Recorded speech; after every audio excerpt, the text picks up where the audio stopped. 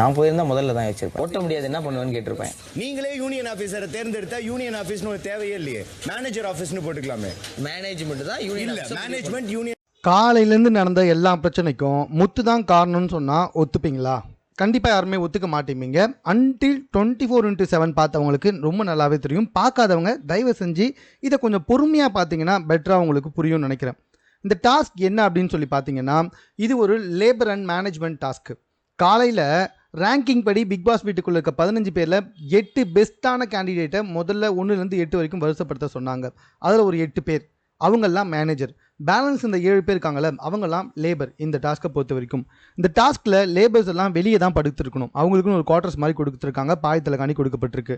அவங்க என்ன பண்ணணும்னா, வீட்டுக்குள்ளே தண்ணி வராமல் எல்லாம் பாத்ரூமும் சரி கிச்சன்லேயும் சரி தண்ணி வராது, கேஸ் எரியாது.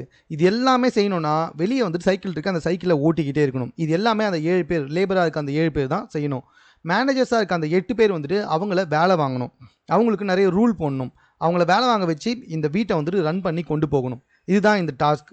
ஸோ அது மட்டும் இல்லாமல் ஒரு வாட்டி பஸ்ஸர் அடிக்கும். அந்த பஸ்ஸர் அடிக்கும்போது மேனேஜர்லேருந்து ஒருத்தர் லேபராக அனுப்பிச்சி வைக்கணும், லேபர்லேருந்து ஒருத்தர் மேனேஜராக அனுப்பிச்சி வைக்கணும். அதே மாதிரி கடைசியாக அந்த டாஸ்க் முடியும் போது மேனேஜர்ஸாக இருக்க 8 பேர்லேருந்து ஒருத்தருக்கு நாமினேஷன் ஃப்ரீ பாஸ் கிடைக்கும். அதே மாதிரி லேபரில் இருக்க 7 பேரில் ஒருத்தரை டேரெக்டாக நாமினேட் பண்ணுவாங்க. இதுதாங்க இந்த ஃபுல் டாஸ்க். புரியுதுங்களா?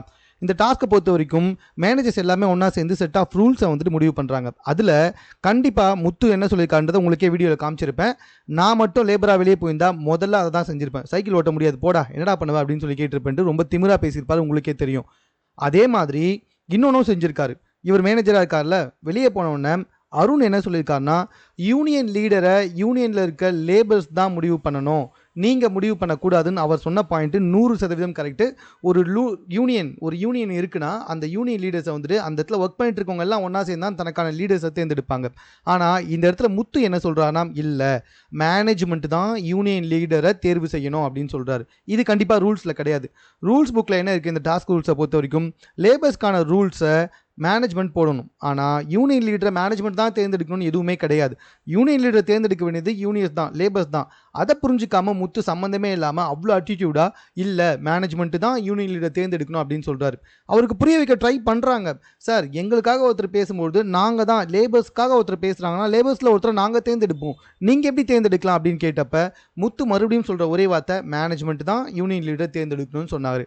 ஸோ அதனால தான் அந்த இடத்துல அருண் வந்துட்டு ஒர்க் பண்ணாதீங்க, எல்லாமே கீழே இறங்கி வாங்க, ஸ்ட்ரைக் பண்ணலாம் அப்படின்னு சொல்லி சொன்னார்.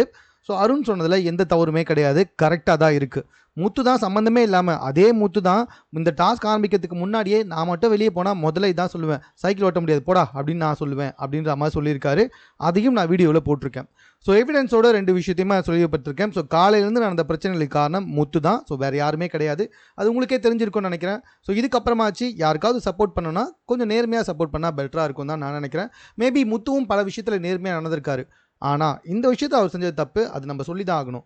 ஸோ இது சம்மந்தமாக உங்களுடைய கருத்து என்னன்றதை நீங்கள் கமெண்ட்டில் தெரியப்படுத்துங்க. மேலும் இது போன்ற செய்திகளை கூட தெரிந்து கொள்வதற்கு நம்ம சென்னை சேனலை சப்ஸ்கிரைப் பண்ணுங்கள்.